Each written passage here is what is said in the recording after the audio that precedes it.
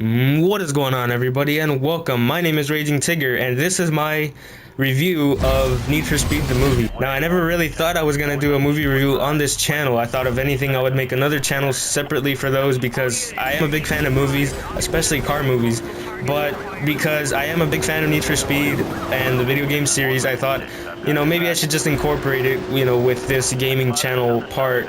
Mainly because I just saw it, so it's fresh in my mind, and I really enjoyed it. I mean, as an overall experience, there was a certain point in the movie where I realized that this movie was just amazing, and I honestly thought I have to have this on Blu-ray like as soon as I can.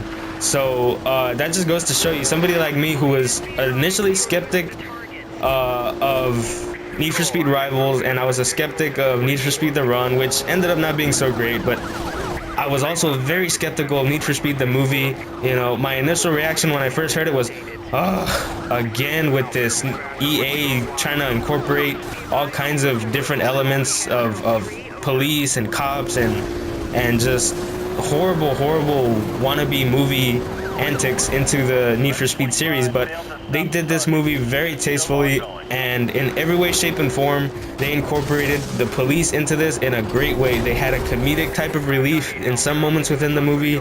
They did a great, just initial comedic relief amongst the main character and his friends too. I mean, naturally you would think a Need for Speed movie should be all about the cars, and while I'm one of the biggest advocates of that, I honestly think that Need for Speed should always be about just cars. They actually did a great job of incorporating people into the mix and not ruining the whole effect that racing has on it. So to just talk about the car scenes in the beginning, they were amazing. I was so psyched about how I saw that their first race was with all muscle cars at night, and they had an awesome layout of watch out for the cops. It was just a really awesome scene all around, just from beginning to end.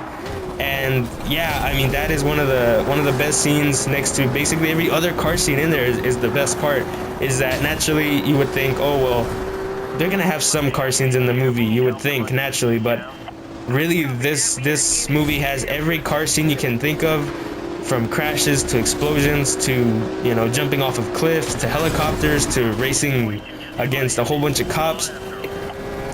They made it seem like you were watching Need for Speed Most Wanted, to a certain extent anyway, in real life, and it was just a great thing to watch. Whenever you see the cutscenes within Most Wanted, the original, or Carbon, that really throws you back to it. I mean, I was a big fan of Most Wanted. I still am. I'm a very big fan of Most Wanted, the original, and Need for Speed Carbon, because they had that movie feel before they started ruining it like they did in Need for Speed The Run. Don't get me wrong, to some point I kind of like Need for Speed The Run, but I just don't like the way they made the driving mechanics in there to ruin the whole experience. So, in Need for Speed, you're not really driving or anything, you're basically just watching. But I think that was just a perfect blend of cars to people reactions and interactions, because the Need for Speed Mustang that they made in that movie was spectacular. When I played this game, Need for Speed Rivals, first, and I drove the car, I thought, where are the mirrors? Well, that car has one of the best innovations that I've ever seen in a car like that, and it impressed me once I realized what it was and why it had no mirrors. Is because they're actually cameras, and on the HUD, on the display in the dash, he has his speedometer, his RPM meter, and every mirror you can think of. He has the two rear view mirrors as the cameras with little screens that show instead of an actual mirror that he has to look out the window for. And he has a camera for the top view mirror for the rear view. And it's amazing to see. And so it's cool how they did a little bit of like Need for Speed Shift and Need for Speed Shift 2 Unleashed with the first person view, because throughout the entire movie there's at least one scene in every car where there's a first person scene. And it shows him going 180, 230 miles an hour in first person, and it's amazing to watch, and it reminds you of playing Need for Speed Shift. And almost at every point there's a scene in there that just sort of reminds you of what Need for Speed is. And personally, I thought that this movie was gonna taint what Need for Speed is, but it just did a great job of just showing we haven't forgotten what it is to be Need for Speed. You know, it's kind of like a message from EA to me, who is a big fan from the original, 1998 one. Just saying, we haven't forgotten what we are, but at the same time, we have to keep moving forward.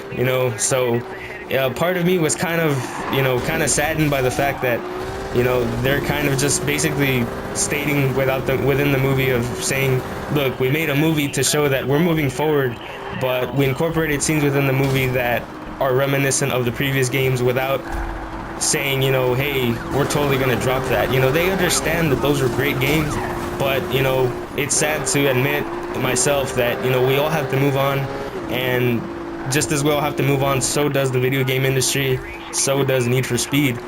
And so because of this, Need for Speed Rivals is what it is, and while it isn't my least favorite, it became one of my most favorites in a way, without sounding weird, because I was very skeptical at first when I first heard that it was going to come out, but as soon as I saw the gameplay, I was impressed.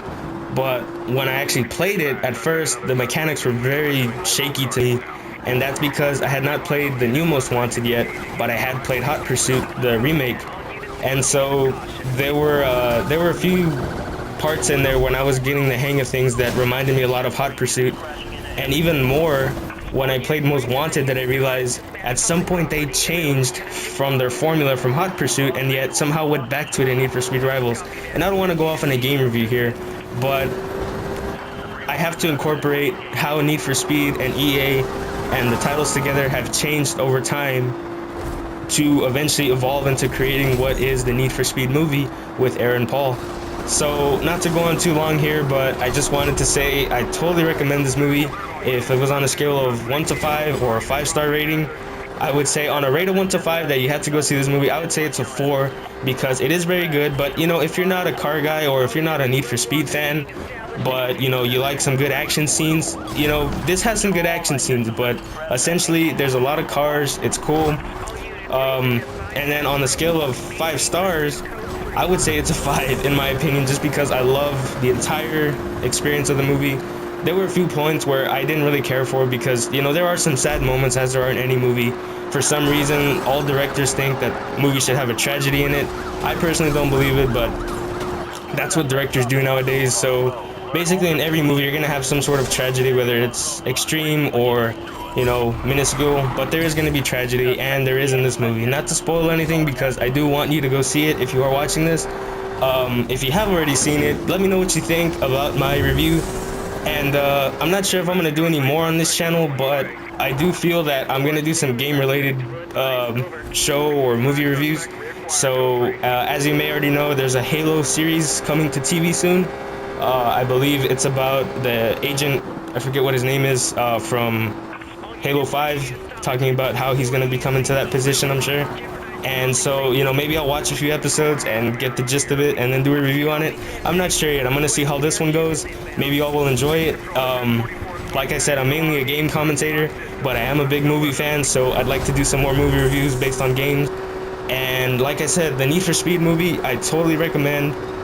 The villain in the movie, believe it or not, naturally you would think, oh, he's just a jerk who's trying to impose and of course take down the good guy and stuff like that. Very general thoughts, but this kind of thing is a whole twist on the villain itself, because although he did do something bad that would cause Aaron Paul to want revenge on him, the ending to me just wasn't very vengeful, because there comes a point where typically where the hero has the chance to take revenge, and as usual he does not. So that's not really a spoiler, it's just letting you know that's what's to expect in this movie. Don't think you're gonna get some sort of badass type of revenge attack that's gonna be like, all right, he got his money's worth. I mean, he got his revenge, he's redeemed himself. It's all about being the good guy in the end, and so that's what they're trying to depict, sorry. That's what they're trying to depict here, and so I thought it was a really great movie. It was very tastefully done. It was great. I saw a few reviews earlier that somebody had wrote, and they basically said that, to them it seemed like a huge commercial for Ford, but I honestly didn't even think that. I mean, at the end of the movie, I thought wait, is this that movie that one person mentioned that it was a big Ford commercial? I honestly don't see it. I mean, yeah, Aaron Paul drove a Gran Torino in the beginning, but really you couldn't tell because he had modded some stuff to it. So and it was an odd year of the Gran Torino that didn't really look like a Gran Torino that is very iconic, like the one from Starsky and Hutch or the one from the movie Gran Torino with Clint Eastwood. So yeah, I mean, it wasn't very standing out that it was a Gran Torino. Their vehicle that they used for pit service or on-road assistance was a Ford F-350, I believe. So there was that. The main car was a Ford Mustang. But not to ruin anything, but in the end he ends up driving the Koenigsegg Agera, and that to me proves that, okay, well, they clearly didn't want to push Ford all the way out there. I mean, if they really wanted to brag about how Ford is the main car in this movie, they would have made him drive that car at the very end. But in the end, the final race, he does drive the Koenigsegg Agera, that first caused the problem. But like I said, I'm trying not to do any spoilers, but in the end, I'm probably just going to leave a spoiler alert anyway, because some of this stuff is new to everybody who hasn't seen the movie. So I'm going to try and be as non-biased as I can in terms of spoiling anything. So yeah, thank you for watching my review, and like I said, don't go in with any pre-prejudice to the movie, because you never know. I mean, I didn't think I was gonna like it. I didn't think I was gonna like Need for Speed Rivals, but I did. So if you get a chance to watch Need for Speed the movie, please be sure to check it out. It is very good, all around great. And if you love the Need for Speed series, please be sure to check out my other Need for Speed videos where I tested whether or not the Mustang from the movie can do 230 miles an hour. So yeah, I'm really looking forward to showing you guys that. So thank you for watching. Please be sure to check out my other videos, and I'll see you next time.